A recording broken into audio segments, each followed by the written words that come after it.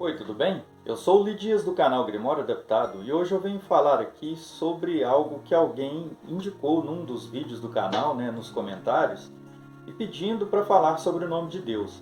Eu já fiz um vídeo há algum tempo atrás, mas no início do canal, falando um pouco a respeito, de uma forma bem superficial, e essa questão do nome de Deus é algo que me surpreendeu a princípio, porque a gente se pega com questões, que a gente nunca tinha ouvido falar e que tira a gente dessa caixinha que a gente tem de entendimento acerca da espiritualidade, né?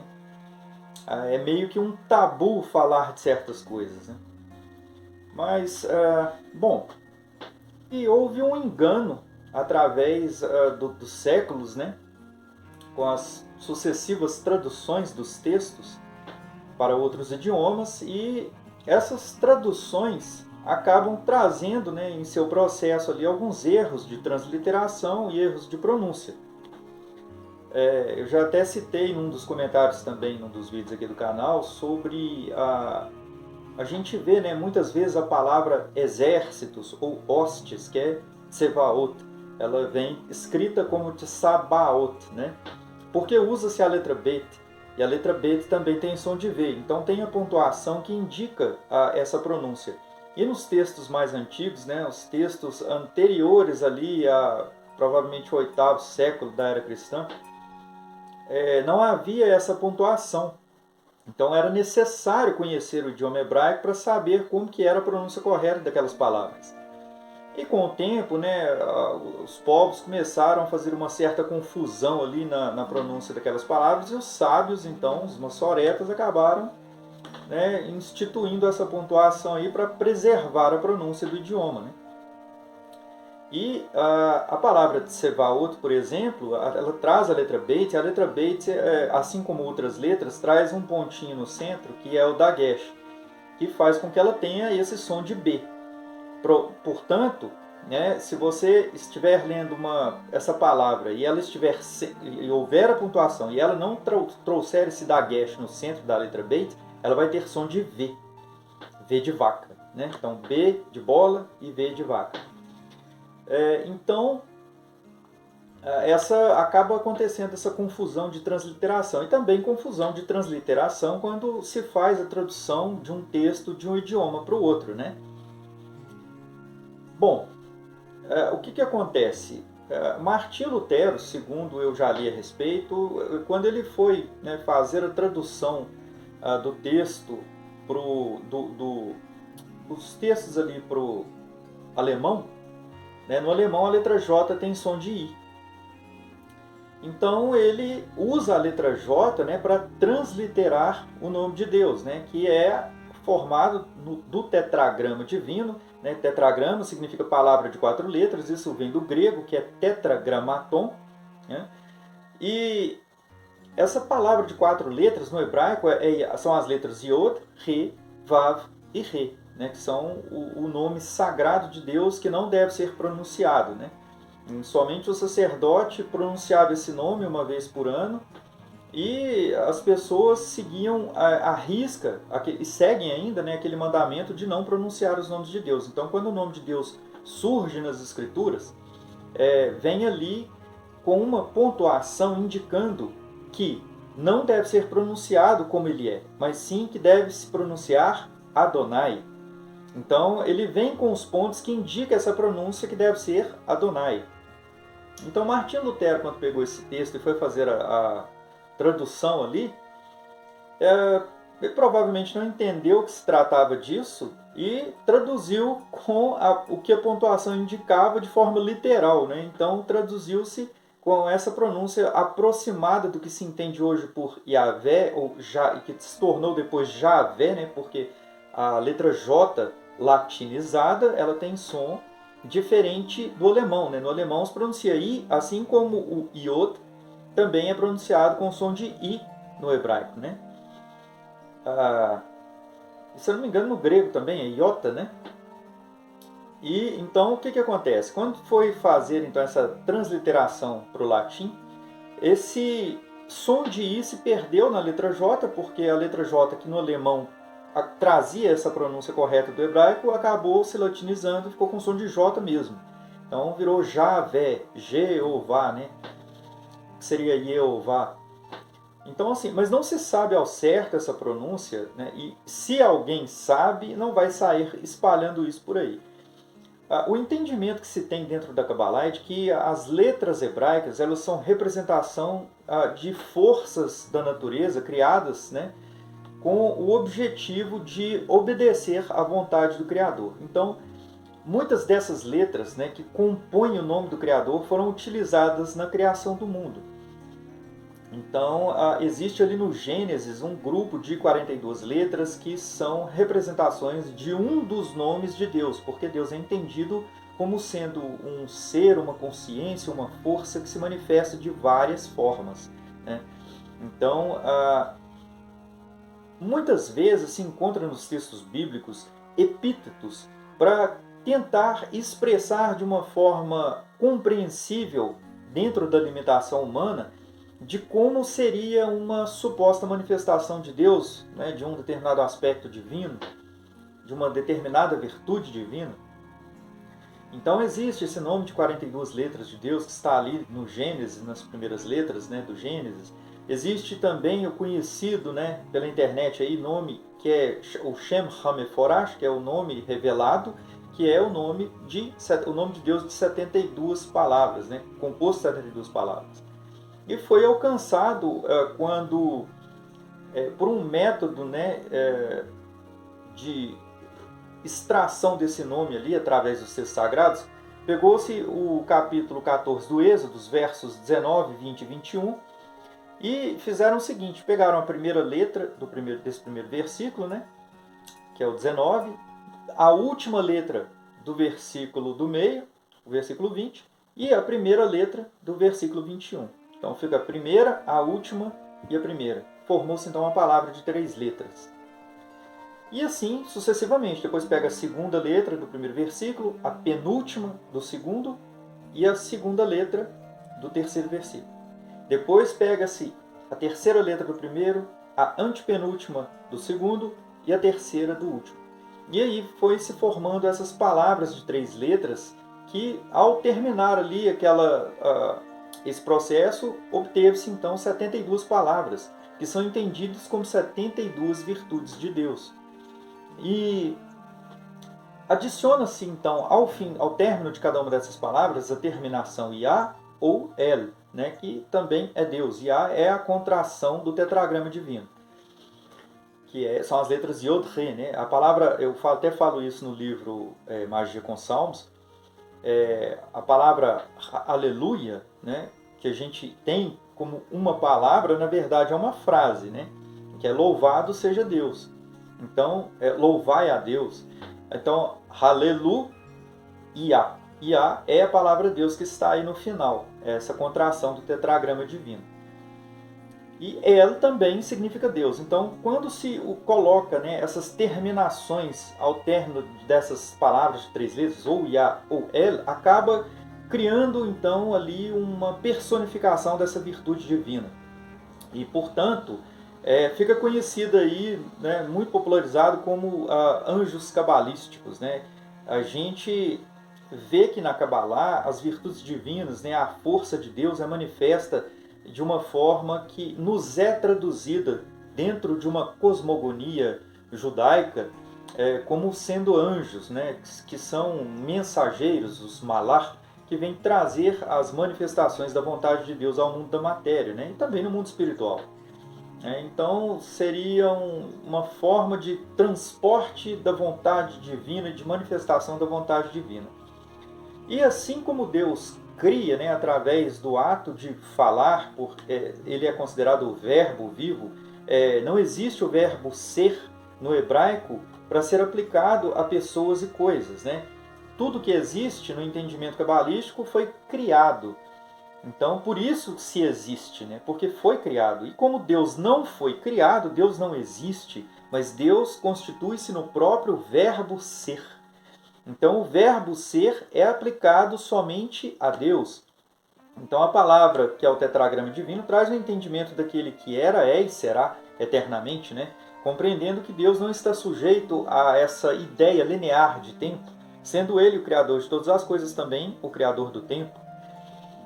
Então, a gente vê que existem muitos princípios filosóficos envolvidos em torno do nome divino, e esses epítetos, né, que são utilizados para a gente se referir a essas energias, que são suas várias formas de manifestação, são verbalizadas dentro da magia desde as mais remotas eras, né, por aqueles que tiveram essa compreensão, seja dentro ou fora da cosmogonia, né, judaica, cristã, né, dentro ali da cosmogonia de outros povos, né, sejam egípcios ou sumérios ou persas.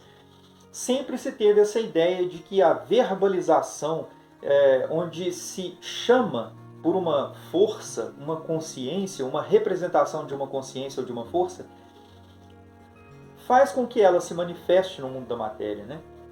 Então, existe essa ideia, né, que é até trazida por Platão, de que os nomes são uma representação de algo que existe em substância.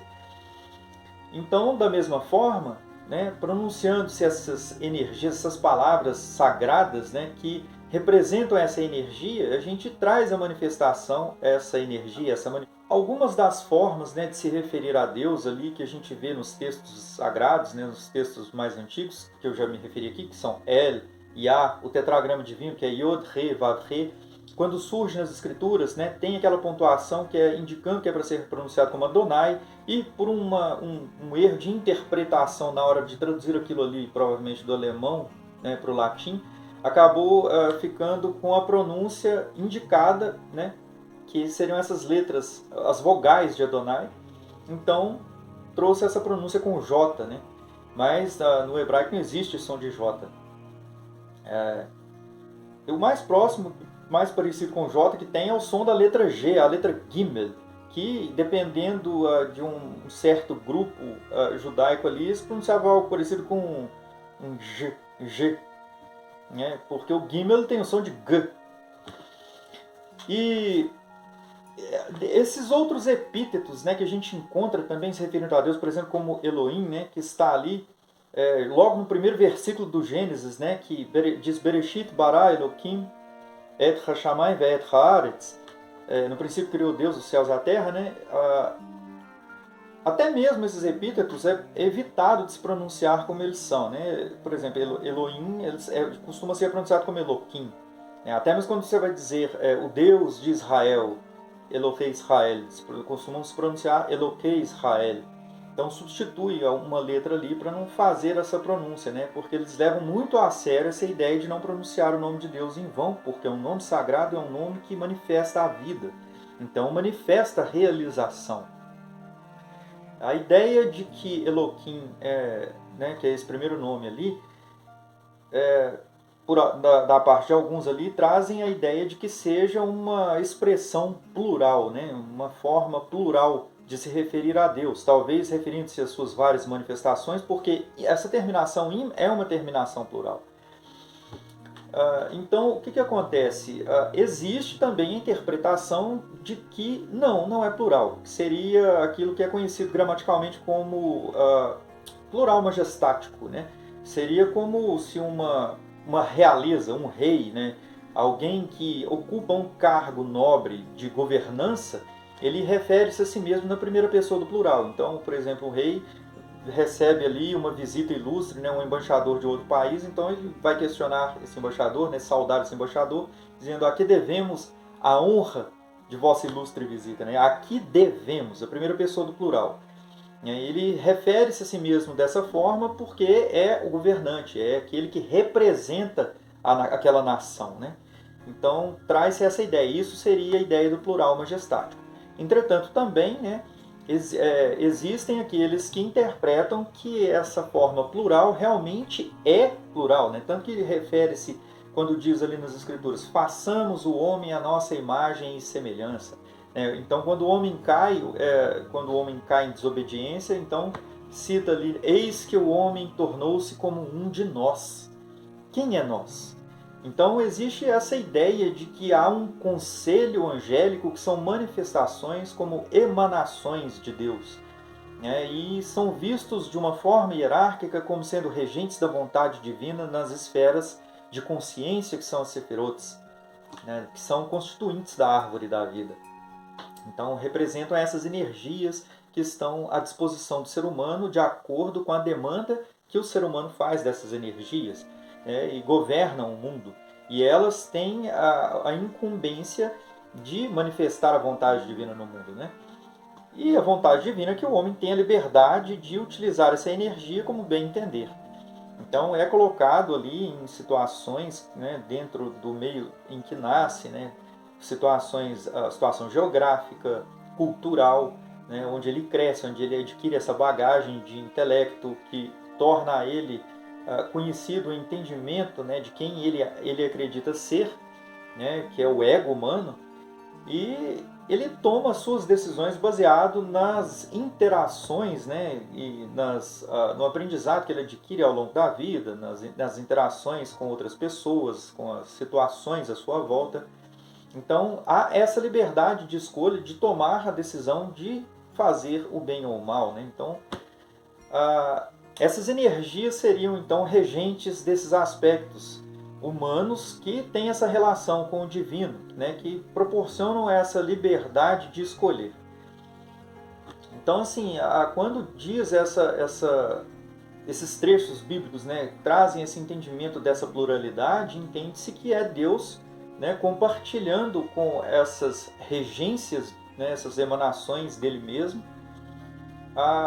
essas questões, né, sobre a criação, sobre a situação humana e tudo mais.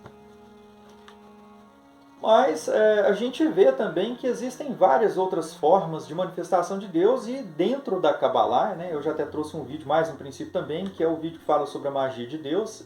Tem uma sequência ali de uns 3 ou 4 vídeos que vão falando, né, tratando de uma abordagem assim mais demonstrativa da aplicação desses nomes de acordo com o seu posicionamento na árvore da vida.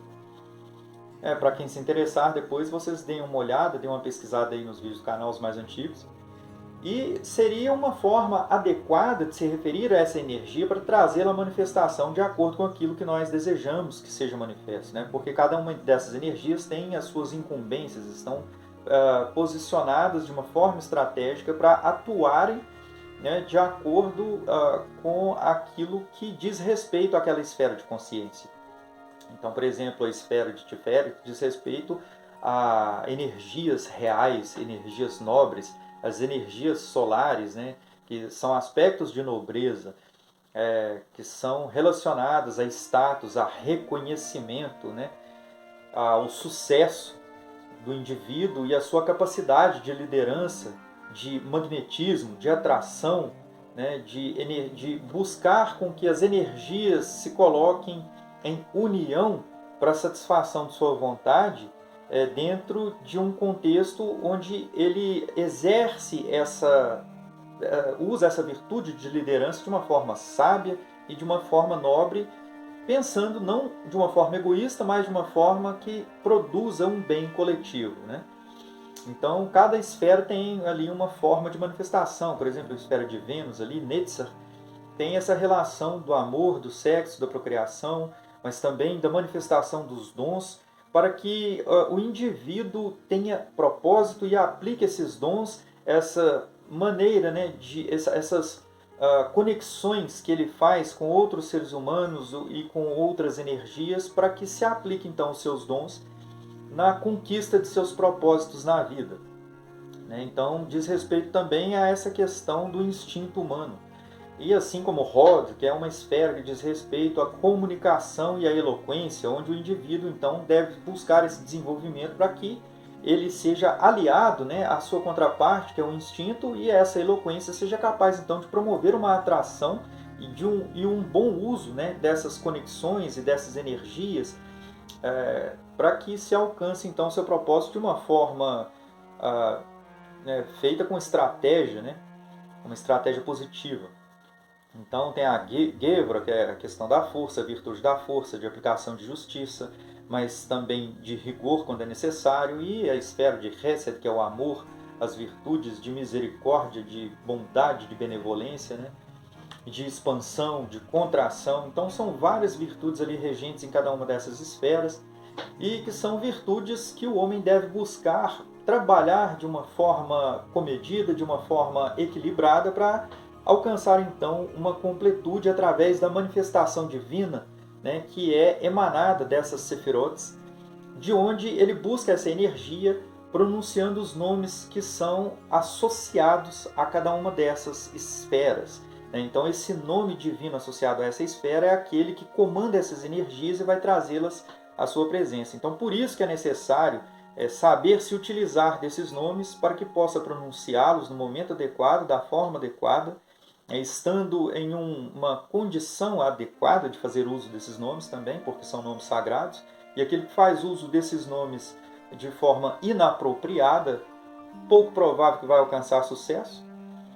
E esse sucesso não diz respeito só de uma forma prática e material, não, mas também diz respeito a se alcançar o desenvolvimento pessoal para que se melhore, para que se alcance um desenvolvimento espiritual também e possa elevá-lo a níveis superiores de consciência, onde ele então alcançará cada vez mais esse estado de unificação da alma adâmica. Eu fico por aqui, a gente se vê. Até mais.